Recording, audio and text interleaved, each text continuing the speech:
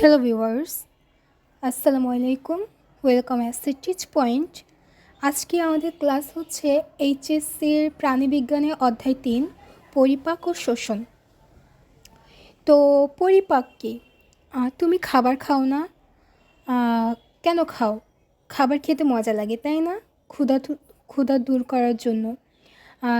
আমি হয়তো এই কারণে খাবার খাই, তবে খাবার খাওয়ার মূল উদ্দেশ্য হলো দেহের কাজ করার জন্য শক্তি সরবরাহ করা, দেহে বৃদ্ধি বজায় রাখা, দেহের ক্ষয় পূরণ করা, দেহে পর্যাপ্ত পরিমাণে তাপ উৎপাদন করা।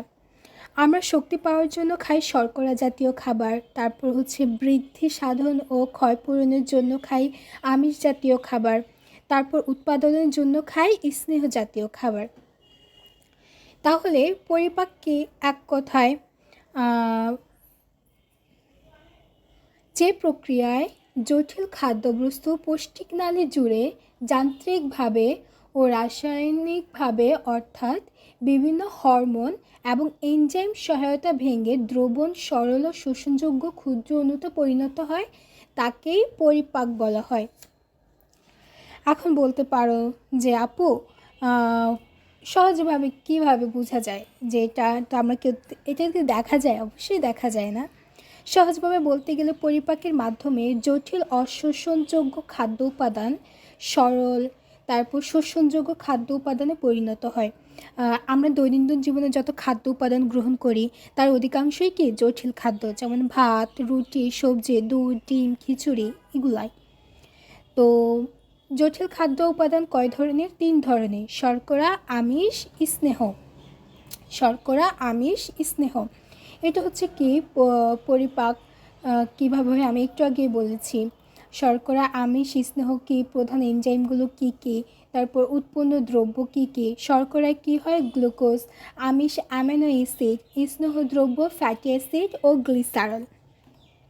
তারপর কি দেখতে পাই আমরা এখানে? পরিপাকের প্রকারভেদ। পরিপাকের প্রকারভেদ কয়টি? 2টি: যান্ত্রিক, রাসায়নিক। যান্ত্রিক পরিপাক কি? এখানে যান্ত্রিক পরিপাক কি দরকার? আচ্ছা, তোমরা জানো বিভিন্ন এনজাইম পরিপাক কাজ করে। এনজাইম খাদ্যবস্তু পৃষ্ঠতলের সাথে যুক্ত হয়ে সেগুলো সরল খাদ্যে পরিণত করে। তাহলে বুঝতেই পারছো, খাদ্যদ্রব্য পৃষ্ঠতলের পরিমাণ যত বেশি হবে এনজাইম তত বেশি জায়গা জুড়ে কাজ করতে পারবে। তারপর হচ্ছে তোমার রাসায়নিক পরিপাক। রাসায়নিক পরিপাক কি? রাসায়নিক পরিপাক হচ্ছে, ধরো এখানে খাবারের রাসায়নিক পরিবর্তন ঘটে।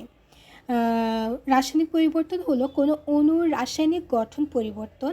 এখানে গ্লুকোজ তৈরির সময় স্টার্চ অণুর গঠন পরিবর্তিত হয়ে যাচ্ছে, তাই এটি রাসায়নিক পরিবর্তন। রাসায়নিক পরিবর্তন কি কি হয় আমি তো দেখালামই। শর্করা কি হয়?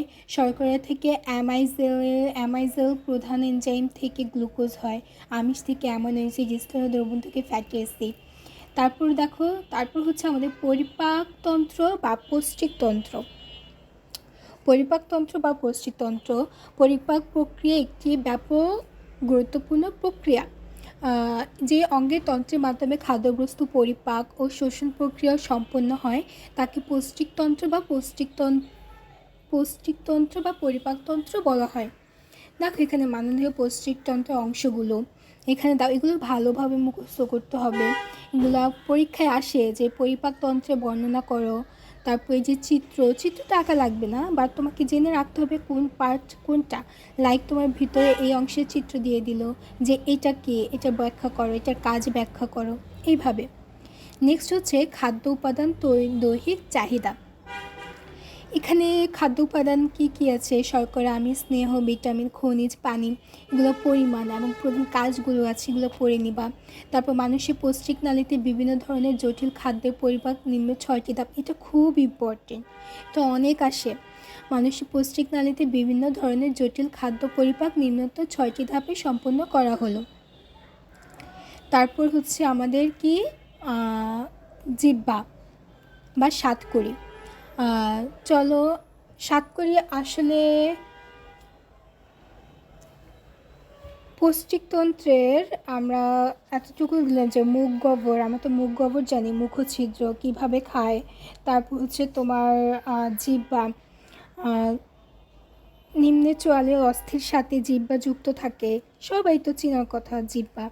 তো এটা হচ্ছে তোমার সহজে মনে রাখার জন্য যে জিহ্বার কোন অংশে কী লাগে, যদি পারো নিজে একটু বাসায় টেস্ট করতে পারো চিনি লবণ বা অন্য কিছু দিয়ে, যে আসলে এটা হয় কি না, কোথায় তেতো লাগে, কোথায় টক, লবণাক্ত, মিষ্টি।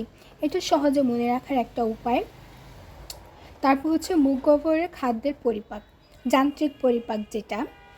যান্ত্রিক পরিপাক হচ্ছে খাদ্য গ্রহণের পর খাদ্যের স্বাদ ও গন্ধের কারণে লালাক্ষরণ হয়। এটা হচ্ছে কি যান্ত্রিক পরিমাণ। জিহ্বা উপরিতল যখন খাদ্যমণ্ডকে শক্ত তালু বিপরীত রেখে চাপ দেয় তখন খাদ্যমণ্ডল পিছন দিকে যেতে বাধ্য হয়। তারপর হচ্ছে কি কোমল তালু পার হলে খাবার গলবিলে এসে পৌঁছায়। গলবিল থেকে দুইটি নালি চলে গেছে, একটি শ্বাসনালী অন্যটি অন্ননালী। দেখো এটা হচ্ছে চিত্রটা। তার পরবর্তীটা হচ্ছে রাসায়নিক পরিপাক। রাসায়নিক পরিপাকটা দেখো, এর আগেও তো আমি দেখিয়েছিলাম রাসায়নিক পরিপাক কীভাবে হয়, কিন্তু এইটার ক্ষেত্রে দেখো শর্করা এনজাইম কী কী, টায়ালিন, আর বিক্রিয়া করে কি হয় মল্টেজ, এখানেও কি হয় মল্টেজ থেকে গ্লুকোজ। আর আমিষে কি হয়, মুখ গহ্বরে আমিষ পরিপাক হয় না, স্নেহ পরিপাক হয় না। এমসিকিউ আসতে পারে যে নিচে কোনটি মুখ গহ্বরে পরিপাক হয়। তারপর নেক্সট হচ্ছে দাঁত। মানবদেহের সবচেয়ে শক্ত অংশ কি, দাঁত। দাঁত প্রধানত ডেন্টিন নাম উপাদান দ্বারা গঠিত। মানুষের দাঁত হচ্ছে ডাইফয়েডের ধরনের, কারণ এদের দাঁত দুবার গজায়। নতুন ছোটোবেলায় দাঁত পড়ে না, পড়ে আবার উঠে, এই জন্য ডাইফয়েডেন্ট বলা হয়। 2 থেকে 6 বছরের মধ্যে 20টি দাঁত গজায়। একটু আগে বললাম কর্তন দাঁত কী, তারপর ছেদন দাঁত কী, এই সবগুলো ভালোভাবে পড়ে নেবা, এগুলো খুবই ইম্পর্টেন্ট এমসিকিউর জন্য। তারপর হচ্ছে কি দাঁতের সংকেত। দেখো এখানে দাঁতের সংকেতটা, দন্ত সংকেত কী কী আছে। স্তন্যপায়ী প্রাণীদের মোট দাঁতের সংকেত সংখ্য ধরন যে সংকেতের মাধ্যমে প্রকাশ করা হয় তাকে দন্ত সংকেত বা ডেল্টাল ফর্মুলা বলে। প্রাপ্তবয়স্ক মানুষের প্রত্যেকে 16টি থাকে, চোয়ালে 4টি কর্তন, 1টি ছেদন আর 3টি হচ্ছে পেষণ। তাহলে দাঁতের সংকেত কীভাবে বের করবে, প্রথমে খাতায় একটা লম্বা দাগ টানবে, তারপরে এভাবে তোমাদের সংকেতগুলো লিখবে, লেখার পর আইকিউ করবে যে কয়টি তোমার, প্রতিটি চোয়ালে 4টি কর্তন, 2টি ছেদন, 4টি অগ্রসন, 6টি পেষণ দাগ থাকে, তাহলে প্রতি চোয়ালে অর্ধেক অংশে দাঁতের সংখ্যা হবে কি 2টি, 1টি, 2টি অগ্রসর ও 3টি পেষণ দাঁত, এইভাবে হবে। তাহলে এইভাবে অবশ্যই আমরা সবার দাঁতের দন্ত সংকেত বের করতে পারবো। তো এটাই ছিল আমাদের আজকের ক্লাস। আজকে আমরা এতটুকু পড়েছি। এই চ্যাপ্টারটা আমি একটু লং করে নেব, কারণ হচ্ছে গত ক্লাসে আমাকে বলেছিল তোমরা কয়েকজন যে আপু ক্লাসগুলো অনেক শর্ট হয়ে যাচ্ছে। আসলে আমি শর্ট করে করছি, কারণ বায়োলজি তো লং টাইম ক্লাস নিলে হচ্ছে যে অনেক বোরিং লাগে, এই জন্য আমি একটু শর্টকাট করে দিচ্ছি। সো আজকের মতো এই রয়েছে। ভালো থাকবা, সুস্থ থাকবা, আল্লাহ হাফিজ। পরবর্তী টপিক নিয়ে আসবো। সো কারো কোনো সমস্যা থাকলে আমাকে অবশ্যই জানাবা। ওকে।